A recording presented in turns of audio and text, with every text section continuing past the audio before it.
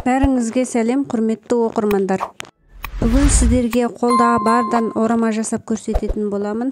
Яғни үйде монтоварка жоқ болған жағдайда табада да пісіре бересіз. Ол үшін ең әуелі қамырын илеп аламыз. Ұнды өзіңіздің қалауыңызша аласыз.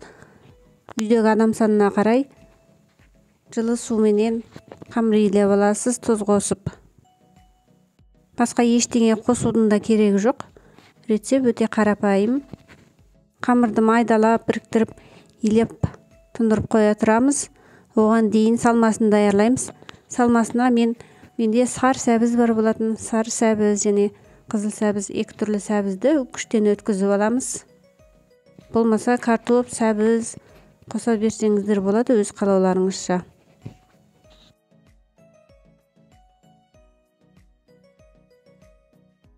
Және де бір тал көк бұрышты жіңішке етіп турап аламын.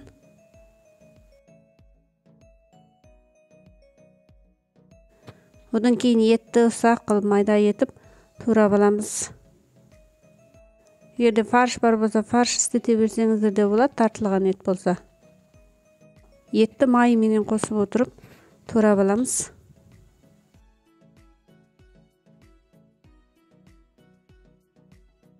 Барлығын қосып бір ыдысқа саламыз. Одан кейін пиязы, бір тал пиязыны майда етіп турап аламыз.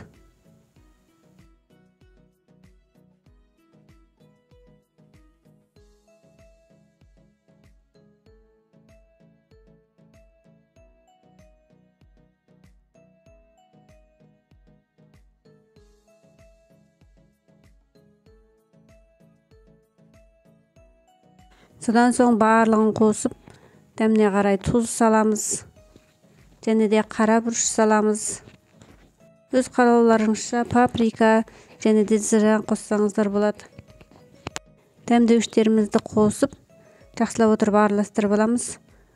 Қолменен араластырсақ тіпті де дәмдеуіштері сіңіп, жақсы араласады. Одан кейін 1-2 ас қасық сұйық май тамызып араластырып аламыз. Салмамызды даярлап қойдық. Енді біз қамырды жайып аламыз. Егерде сіздер көбірек қылып илеген болсаңыздар, қамырыңыз көп болатын болса, 2 бөлікке бөліп жайып, 2 бөлікке бөліп жасаңыз. Себебі ораған кезде қатты жуан болып кетуі мүмкін. Қамырды біркелкі етіп, жұқа етіп жайып аламыз. Содан соң салмасын салып шығамыз, жұқа етіп салып шығамыз.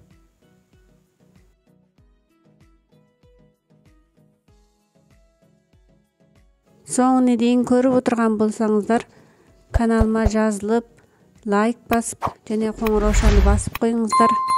Алдағы уақытта сіздерге тіпті де қызықты рецепттермен бөлісетін боламын.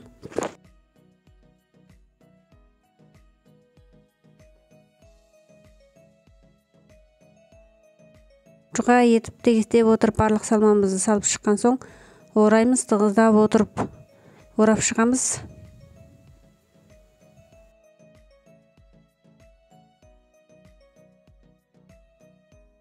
Ұшына дейін орап шыққан соң, тең бөліктерге бөліп аламыз, көріп отырғандарыңыздай кесіп шығамыз.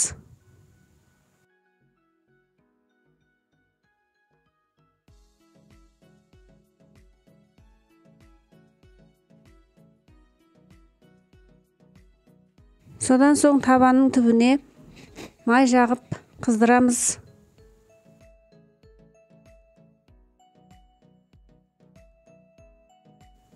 Таба қызған соң, орамаларымызды тігінен қойып қыздырамыз. Осылай жоғары отта астын алдыменен қызартып аламыз. Астын көріп, егерде қызарған болса, онда су құйып пісіретін боламыз. Қайнап тұрған суды дәл ортасына келетіндей етіп құйып, отты орташа отқа алмастырып, қақпағын жауып, 20 минут қойып пісіріп аламыз. Дәмі енді өте керемет болып шығады. Міндетті түрде жасап көріңіздер, сіздерге ұнайтынына сенімдімін.